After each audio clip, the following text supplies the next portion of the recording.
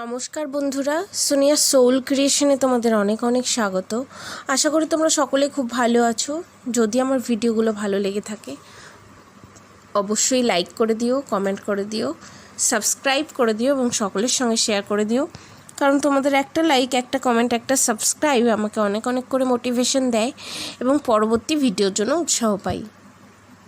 তো আজ আমি প্রথম কবি শুভ দাশগুপ্তের কবিতা করছি, প্রেম। যদি ভালো লাগে অবশ্যই কমেন্ট করে দিও। 4 অক্টোবর তাদের দুজনের প্রথম দেখা হলো। তখন বিকেল ঘনিয়ে আসছে, বাতাসে শীতের আমেজ। 10 অক্টোবর তাদের দীর্ঘক্ষণ কথা হলো টেলিফোনে। সেদিন ছেলেটি নতুন কেনা টবে গোলাপের চারা লাগালো। 30 অক্টোবর রেস্টুরেন্টের নিরালা কেবিনে ছেলেটি বলল, তোমাকে আমি ভালোবাসি।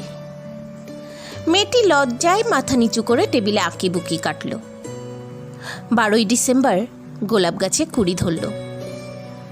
মেয়েটি রেস্টুরেন্টে ছেলেটিকে জিজ্ঞাসা করল, কেন ভালোবাসো আমায়? আমি সুন্দরী তাই? তোমার চেয়েও সুন্দরী আছে কত। আমার বাবার প্রচুর অর্থ তাই? তোমার বাবার চেয়েও বড়লোক এখানে কম আছে।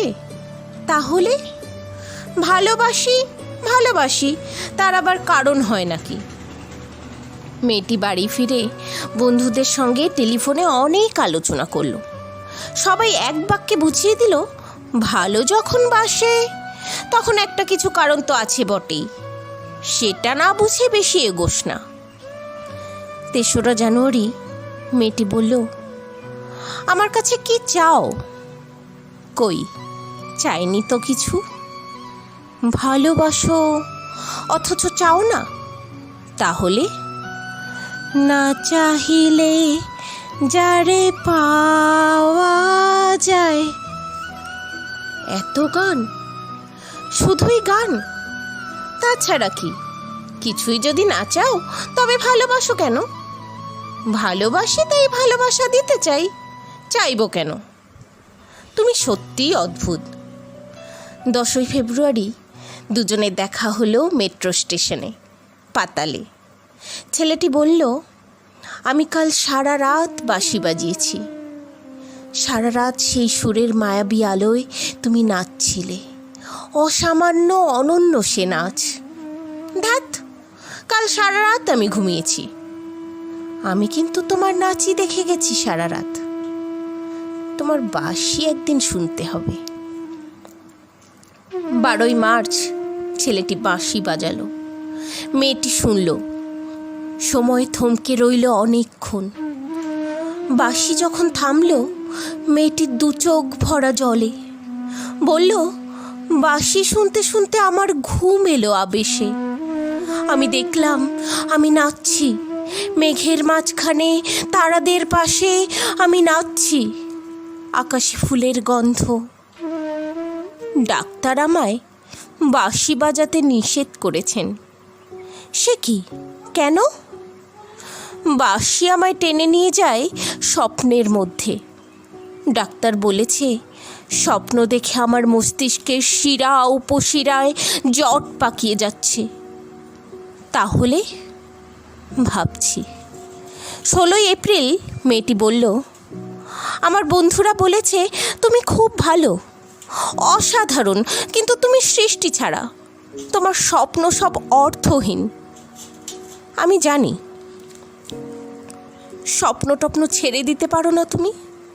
না। তাহলে তুমি তো আমাকে হারাবে। তোমায় পাইনি তো কখনো। 5 মে ছেলেটির মস্তিষ্কে অপারেশন হলো। একটু সুস্থ হতে মেয়েটি এসে বলল, ভালো আছো তো? এখন আর স্বপ্ন দেখছো না তো? দেখছি আরও সুন্দর সব স্বপ্ন।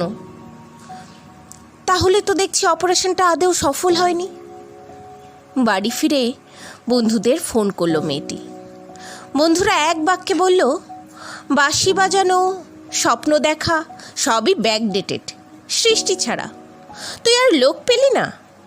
তুই তো এত রূপসী, তোর এত উজ্জ্বল প্রসপেক্ট, ভালো যদি চাস তাহলে শিগগির বিয়ে করে ফেল তোর দাদার সেই বন্ধুকে। উনি তো শুনলাম কানাডাতেই সেটেল হতে চান। 7ই জুলাই মেয়েটি আবার জিজ্ঞাসা করলো, তুমি সত্যি কি চাও বলো তো? তুমি আরও সার্থক, আরও সুন্দর হয়ে ওঠো, ব্যাস, আর কিছু না। আর চাই স্বপ্ন দেখতে। ওহ, স্বপ্ন তাহলে তুমি ছাড়তে পারবে না? না, তাহলে থাকো তুমি স্বপ্ন নিয়ে। 12ই আগস্ট গোলাপ গাছে ফুল ফুটল। সেদিন দুপুরে ছেলেটির মস্তিষ্কে আবার অপারেশন হলো। 13ই সেপ্টেম্বর ছেলেটি মারা গেল। 14ই সেপ্টেম্বর মেয়েটির শুভ বিবাহ সুসম্পন্ন হলো কানাডাগামী সেই পাত্রের সঙ্গে। 20শে সেপ্টেম্বর গোলাপ গাছটি হঠাৎ ঝড়ে উপড়ে গেল। সেদিন সন্ধ্যার বিমানে মেয়েটি হানিমুনে গেল। যাবার আগে বন্ধুদের বলে গেল, স্বপ্নের চেয়ে বাস্তব অনেক ভালো, অনেক মধুর। স্বপ্ন দেখে কেবল বোকারা। 4 অক্টোবর ছেলেটির মা ঝরে পড়া গোলাপ গাছটিকে সযত্নে তুলে ফেলে দিলেন। শূন্য টবে তখন কয়েকটা পোকা, কয়েকটা মাছি। আমরা কেউ জানি না ওগুলো পোকা মাছি নাকি ছেলেটার স্বপ্ন। আমরা ঠিক জানি না, আমরা কেউ জানি না। নমস্কার।